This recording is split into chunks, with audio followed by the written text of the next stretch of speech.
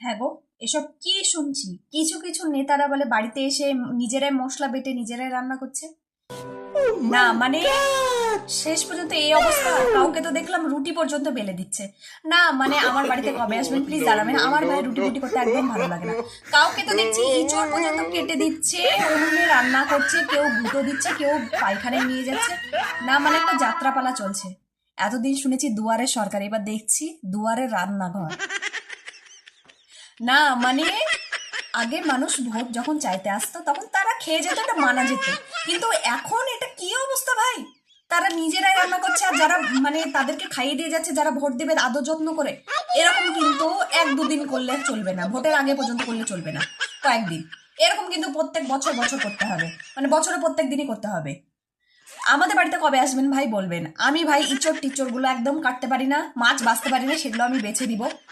না মানে ঘর মোছার লোক কেউ আছে কি? আমার বাড়িতে দুদিন কাজের মানুষ আসেনি, মানে মুছিয়ে নিতাম এই আর কি। যাই হোক, না মানে ভোট আসছে মানা যাচ্ছে, কিন্তু এই রকম ভাবে শেষ পর্যন্ত দেশের এই অবস্থা। যে ভোট দেওয়ার ভাই সে তো এমনিতেই দেবে, তা বলে রান্নাঘরে ঢোকার কি প্রয়োজন?